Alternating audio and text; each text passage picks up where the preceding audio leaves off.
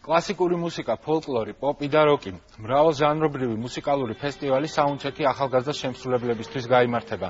სცენა 16-დან 27 წლამდე ახალბედა მუსიკოსებს დაეთმობა. მონაწილეები შეასრულებენ როგორც საავტორო, ასევე ცნობილი კომპოზიციების იმპროვიზაციებს.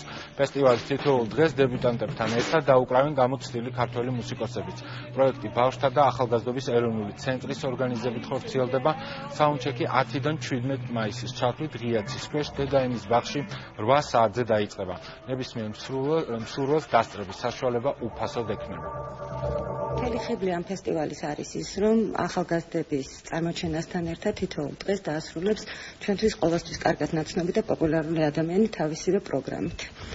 გვარები და სახელებით თუ გაინტერესებთ, ეს არის ნიკა კოჩაროვი, ნიკოლოზ რაჭველი, შვიდკაცა, ზურგი. მოკლედ ჩამონათვალი პრინციპში შეგიძლიათ თქვენ ნახოთ და არინანებთ თუ მოგზადებთ.